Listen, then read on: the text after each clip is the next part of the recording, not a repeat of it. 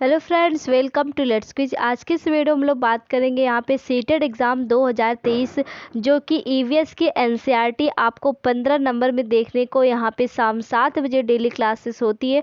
तो यहाँ पे आपको एनसीईआरटी जो कि जो एनसीईआरटी में पॉइंट ऑफ वही पॉइंट जो भी सब कुछ है वही यहाँ पे आपको देखने को मिलेगा, जो आपके एग्ज़ाम में हमेशा क्वेश्चन आता रहता है। सब कुछ हम इस वीडियो में बात करेंगे, तो प्लीज़ वीडियो को स्किप मत करिएगा। अगर आप चैनल पे नए हैं तो प्लीज़ वीडियो को लाइक करके चैनल को सब्सक्राइब कर दीजिए, बेल आइकन प्रेस कर दीजिए, जिससे आपको शाम 7 बजे क्लास डेली मिलेगी। ठीक है, तो दोस्तों यहाँ पे बात करते हैं ईवीएस के एनसीईआरटी जो कि आपका 15 नंबर में आपको पता ही होगा, प्लस पेडागोजी। फिर 5:30 बजे क्लास आपको यहाँ पे देखने को मिलेगा, यहाँ पे सीडीपी, तो वो आपको यहाँ पे करा दिया जाएगा, लेकिन कुछ दिन आपको वेट करना होगा 5:30 बजे की क्लास को। तो यहाँ पे अभी सिर्फ शाम 7 बजे ही क्लास आपको डेली मिलेगी, सिर्फ 5:30 बजे क्लास यहाँ पे सीडीपी देखने को मिलेगा, जो कि अभी इसके लिए हम थोड़ा सा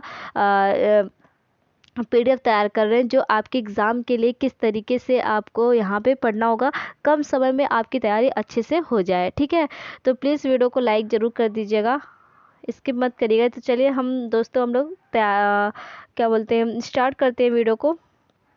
तो यहाँ पे कल जो कल ख़त्म हुआ था, यहीं पे ख़त्म हुआ था।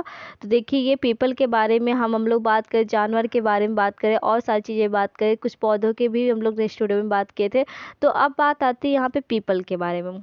तो पीपल के बारे हम यहाँ पे क्या पढ़ेंगे, पीपल हमारे जीवन में किस तरीके से उपयोग है, तो सब कुछ हम इस वीडियो में बात करेंगे। ठीक है, तो चलिए देखिए, आप फटाफट पहले एक काम करिए, कॉपी ले लीजिए, एक पेन। जो भी मैं यहाँ पे आपको कराती जाऊँगी, सब आप वन लाइनर में तैयार करते जाइए, जो कि आपको एग्ज़ाम में सिर्फ आपको तैयारी करना रहे। ठीक है, तो यहाँ पे जो भी मैं यहाँ पे पॉइंट लिखी हूँ, बस यही पॉइंट आप पढ़ लीजिएगा बस, क्योंकि मेरा खुद का एक्सपीरियंस है, इसलिए मैं बोल रही हूँ कि सिर्फ जो भी पॉइंट मैं आपको लिखवा रही हूँ, सब कुछ आप अपना पॉइंट अपना लिखते जाइएगा। ठीक है, अब यहाँ पे बात होती है पीपल के बारे में, पीपल हमारे जीवन में क्या उपयोग होता है हम। तो पहला पॉइंट आप देख लीजिए, यहाँ पे पहला पॉइंट क्या है, आई होप आपको दिख रहा होगा अच्छे से। ये देखिए, ये एक विशाल पेड़ है, जैसा कि पता ही होगा आपको। दूसरा पॉइंट क्या है, इसकी शाखाएं दूर तक फैलती हैं।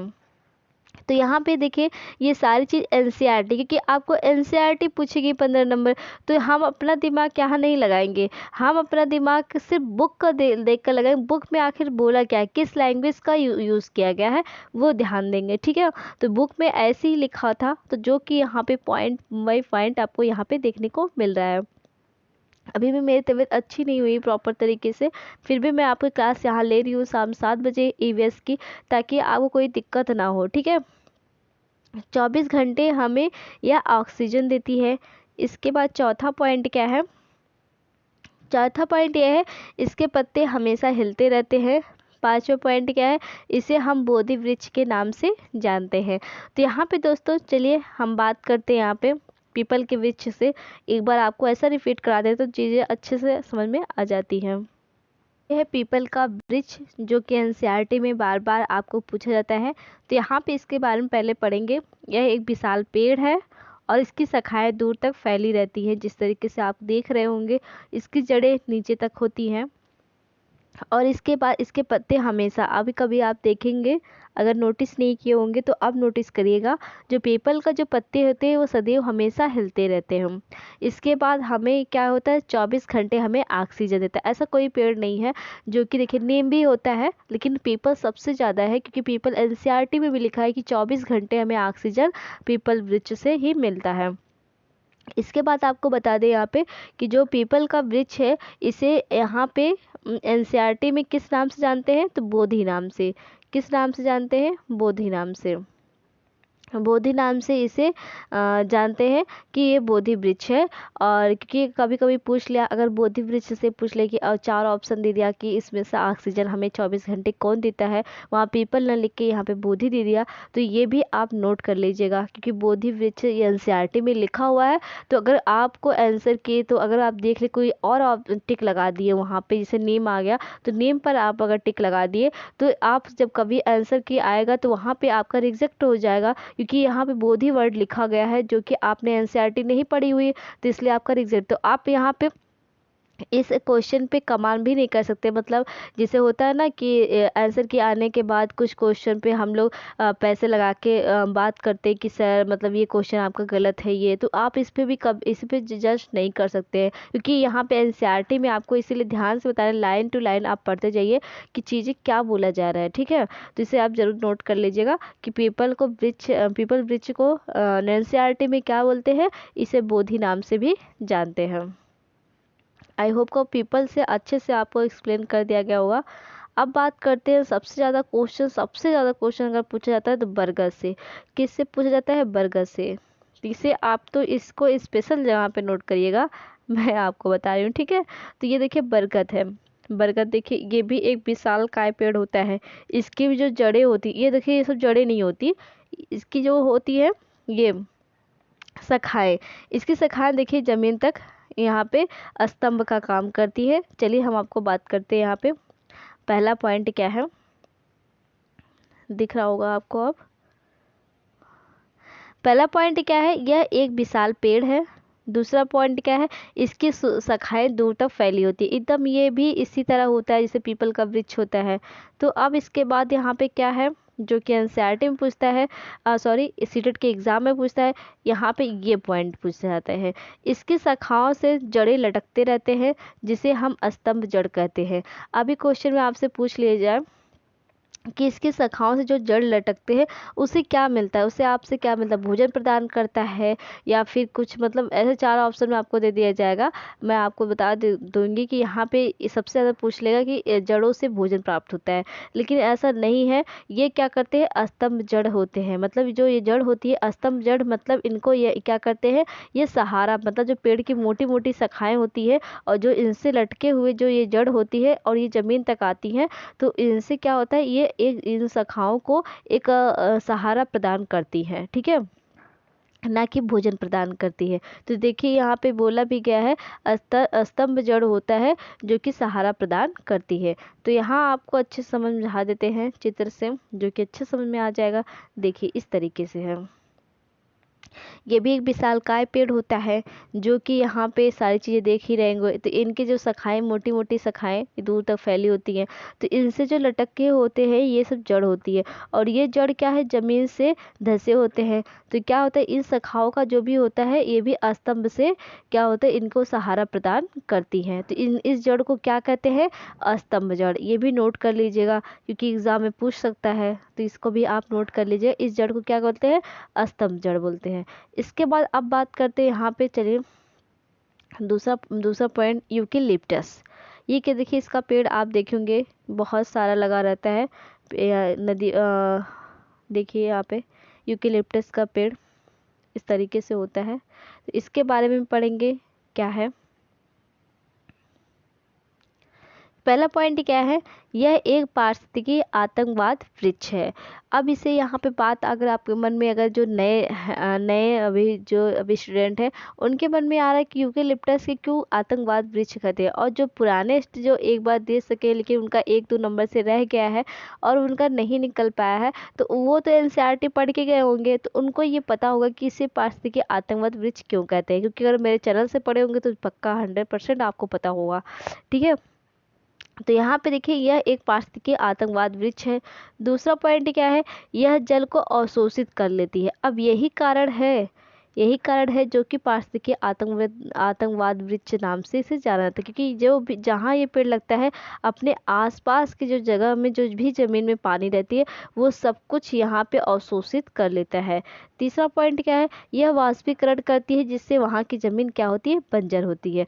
अब जब ये जल को अवशोषित कर लेगा और यहाँ पे जो ज़मीन रहेगी वो सूखी रह जाएगी, तो उस ज़मीन को क्या कहते हैं, बंजर कहते हैं। ठीक है, इसके बाद अब बात करते हैं यहाँ पे, देखिए इसका यहाँ पे जट्रोफा। अब जट्रोफा किस तरीके से हमारे जीवन में क्या उपयोग है ये भी पढ़ते हैं जी। जट्रोफा से ज़्यादा क्वेश्चन नहीं आता, अगर कभी मान लो इधर उधर आया है तो बस इतना ही आता है कि ऐसा कौन सा वृक्ष है जो पेट्रोल प्रदान करती है, ऐसा कौन सा वृक्ष है, तो ये ज़्यादा करके यही होता है। ये कौन सा पेड़ है, तो जट्रोफा। सर्दी बहुत ज़्यादा हो गई है, इसके वजह से पढ़ाया नहीं जा रहा है, फिर भी लेकिन आपका क्लास लेना बहुत ही ज़रूरी है। देखिए ये जट्रोफा पेड़ है। इसके बाद देखिए पहला पॉइंट क्या है, पहला पॉइंट यह है यह हमें बायोडीजल प्रदान करती है, सॉरी पेट्रोल नहीं, बायोडीजल। यह हमें क्या प्रदान करती है, यह हमें बायोडीजल प्रदान करती है। इसके बाद यहाँ पे बस इतना ही, क्योंकि ज़्यादा यही क्वेश्चन आता है कि बायोडीजल किस वृक्ष से मिलता है, तो जेट्रोफा पेड़ से। बाकी इससे ज़्यादा एनसीईआरटी में इसके बारे में नहीं लिखा गया है। अब इसके बाद देखिए ये पेड़ आपके सामने दिख रहा हो, देखिए क्रोटोन। क्रोटोन वृक्ष कैसा होता है इसके देख लीजिए। क्रोटोन वृक्ष आप अपने जगह खेतों में लगा सकते हैं, घर के सामने भी लगा सकते हैं। ये बहुत ही उपयोगी होता है और सबसे ज़्यादा उपयोगी होता है किसानों के लिए। किसके लिए होता है, सबसे ज़्यादा उपयोगी होता है किसानों के लिए। पहला पॉइंट आप देख लीजिए, पहला पॉइंट क्या है, यह एक सहायक पौधा है। दूसरा पॉइंट क्या है, यह जल की कमी को बताता है। तीसरा पॉइंट क्या है, जिससे किसानों को मदद मिलती है। अब बताएं यहाँ पे क्या चीज़ें किसानों को मदद मिलती है। ये तीसरा पॉइंट सिर्फ 3 पॉइंट लिखा है और आपके मन में बहुत सारे क्वेश्चन आ रहे हैं कि आखिर इसमें है क्या। तो यहाँ पे आपको देखने को मिलेगा यह एक सहायक पौधा होता है। ये ऐसा पौधा होता है कि यहाँ पे अगर जल की कमी इस एरिया में है, यानी अगर आप किसान क्या होते हैं अपने जो फील्ड मतलब अपने जो खेत होते हैं उसमें उसमें उस बीज को मतलब क्रोटोन के बीज में और इसके बाद जो भी इस खेत में डालते हैं बीज, उस बीज में मिला देते हैं। इसके बाद क्या होता है, अगर ये इसमें और ये जो दोनों पेड़ मतलब जल्दी हो जाते हैं। अगर ये पेड़ क्या हुआ, अगर ये यहाँ पे जल की कमी होने लगती है तो इसके पत्ते क्या होते हैं, देखिए इसके पत्ते सूखने लगते हैं। क्या होता है, इसके पत्ते सूखने लगते हैं और इससे क्या होता है कि यहाँ पर अगर जल की कमी हो गई तो पत्ते सूखने लगते हैं, तो किसानों को पता चल जाता है। और इसके बाद अगर यहाँ पे पत्ते हरे भरे रहते हैं तब किसानों को ये पता चल जाता है कि यहाँ पे लगता है कि खेत में नमी है और इसमें जल की कमी जल देने की ज़रूरत नहीं है। इसलिए यहाँ पे क्या होता है कि किसानों के लिए ये पौधा सबसे ज़्यादा इम्पोर्टेंट है। आई होप आपको अच्छे से चीज़ें समझ में आए, क्योंकि मैं बार बार चीज़ें समझा रही हूँ, एक बार नहीं 2 बार 3 बार चीज़ें समझा रही हूँ। क्योंकि आपको लगता है कोई चीज़ें होता है ना बार बार समझाओ तो बोरिंग लगने लगता है, लेकिन अभी आपको लगेगा ज़रूर। लेकिन ये चीज़ें अगर आप नोट कर लेंगे तो आपके लिए ही इम्पोर्टेंट होगा, क्योंकि इतना अच्छे से शायद आई होप कोई अच्छे से समझाता ही होगा। ठीक है, अब बात आती है यहाँ पे देखिए सबसे ज़्यादा ये भी क्वेश्चन आपसे पूछा जाता है, ये क्या है, इसके बारे में आप पढ़ेंगे नेपेंथिस। इसको आप तो और ही अच्छे से लिख लीजिए कि नेपेंथिस पौधा क्या होता है। तो इस तरीके से नेपेंथिस पौधा होता है, देख लीजिए किस तरीके से ये घड़े आकार नुमा होता है। इसकी एक पत्ती होती है जो इसको ढक लेता है। इस तरीके से आपने अगर कभी प्रैक्टिस सेट दिया होगा तो ज़रूर ही ज़रूर आप इसे सुने होंगे। ठीक है, अब इसके बारे में एनसीईआरटी देख लीजिए, ये मैं आपके लिए लाई हूँ, अच्छे से समझा दूंगी। यहाँ पे देखिए पहला पॉइंट क्या होता है, एक मिनट थोड़ा सा, अब अच्छे से दिख रहा होगा, है ना। पहला पॉइंट क्या है, नेपेंथिस घटपर्डी पौधा, मतलब इसे किस किस नाम से जाना जाता है ये पहले आप पढ़ लीजिए। पहला पॉइंट यह है नेपेंथिस घटपर्डी पौधा, कीट बच्छी पौधा, पिचर प्लांट और मंकी कप। मतलब मंकी कप, पिचर प्लांट, कीट बच्छी पौधा और नेपेंथिस या घटपर्डी पौधा नाम से इसे जाता है। घटपर्डी नाम इसलिए पड़ा क्योंकि ये घड़े नुमा रहता है, इसके जैसे ये घटपर्डी इसका नाम पड़ा। फिर दूसरा पॉइंट ये है, यह एक कीट भक्षी यह एक कीट भक्षी यानी को कीड़े मकोड़े को खाने वाला पौधा है। दूसरा पॉइंट यही है, यह एक कीट भक्षी पौधा है। तीसरा पॉइंट आपका यहाँ पे तीसरा पॉइंट देख लिए, यह कीड़े मकोड़े के अलावा मेंढकों, चूहों एवं छोटे जीवों को भी खा जाता है। तीसरा पॉइंट क्या है, इसमें प्रकाश संश्लेषण होता है, परंतु नाइट्रोजन प्राप्त करने के लिए यह कीड़े मकोड़े एवं अन्य छोटे जीवों को शिकार करता है। इसको आप यहाँ पे पॉइंट इसे आप जरूर नोट कर लीजिएगा, नहीं तो यहाँ पे आप स्क्रीनशॉट ले लीजिएगा। अभी मैं इस पिक्चर को छोटा कर दूंगी तो आप सारी पिक्चर को एक बार आप इसे ज़रूर स्क्रीनशॉट करके फिर आप ज़रूर लिख लीजिएगा, नहीं तो वीडियो को फिर से एक बार देख के फिर लिख लीजिएगा। ठीक है, स्लो मोशन पे। यहाँ पे देखिए इसके बाद नेक्स्ट पॉइंट क्या है, यह लंबे घड़े जैसा होता है जिसके ऊपर पत्ती नुमा ढक्कन लगा रहता है। तीसरा पॉइंट क्या है, इसमें से खास खुशबू निकलती है जिससे कीड़े मकोड़े इसकी ओर आकर्षित होकर इसके घड़े में फंस जाते हैं और इस शिकार बन जाते हैं। फिर इसके बाद नेक्स्ट पॉइंट क्या है, यह मेघालय भारत मतलब ऑस्ट्रेलिया एवं इंडोनेशिया में पाया जाता है। तो आपको इतना यहाँ पे सारी चीज़ें देखने को मिला। देखिए इसका एक पिक्चर आप निकाल लीजिए फटाफट यहाँ पे अच्छे से, इसके यहाँ पे देख लीजिए, दिख रहा होगा। तो चलिए अब बात करते हैं यहाँ पे एक एक पॉइंट का फिर से, क्योंकि मैंने आपको बस पढ़ के सुनाया है क्या है इसके बारे में। देखिए ये नेपंथीस पौधा होता है, आपने देखा ही नेपंथीस पौधा इस तरीके से घड़े नुमा अनुसार, इस तरीके से, इतना ड्राइंग तो अच्छी नहीं है फिर भी देखिए इस तरीके से था कुछ ये पौधा, ठीक है। यहाँ पे एक पत्ती नुमा लगा रहता है। अब देखिए यहाँ पे नेपंथीस, यह एक कीट पक्षी कीड़े मकोड़े को कीड़े मकोड़े को खाने वाला पौधा है। दूसरा पॉइंट, इसके कीड़े मकोड़े के अलावा मेढकों और चूहों, देखिए यहाँ पे देखिए ये पॉइंट आप लिख लीजिएगा, नहीं तो एनसीईआरटी में जो 4 ऑप्शन में देता है ना, जो बड़ी बड़ी लाइनें में लिखी रहती है ना, तो वहाँ पे मेढक चूहे यानी जानवरों को भी दे देता है। तो ये चीज़ से आप बचिएगा। यहाँ पे सिर्फ दिया गया है कीड़े मकोड़े मेढक चूहे तक, बस इतने ही छोटे जीव को वो खा सकता है।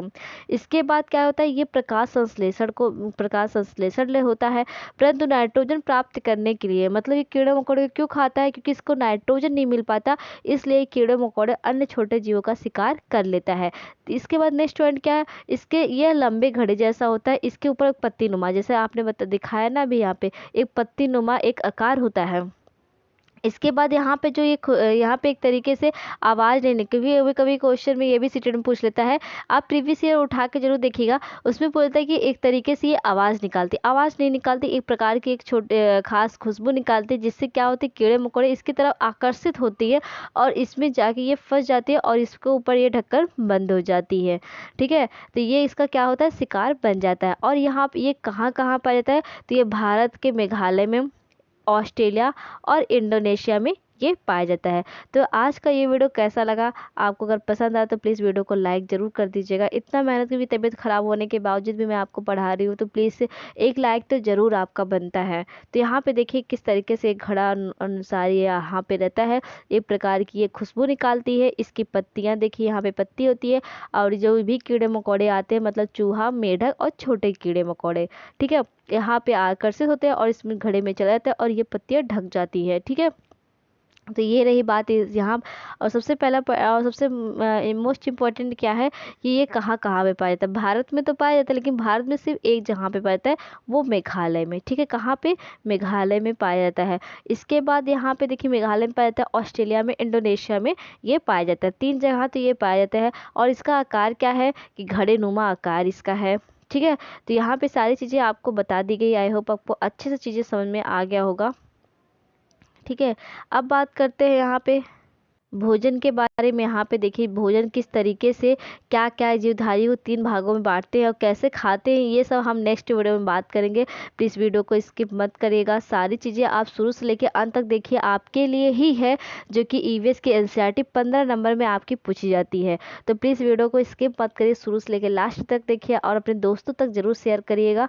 अगर ये वीडियो आपको पसंद आए तो प्लीज़ वीडियो को लाइक करके चैनल को सब्सक्राइब कर दीजिएगा। चलते हैं, मिलते हैं लोग नेक्स्ट वीडियो में। Thank you for watch video.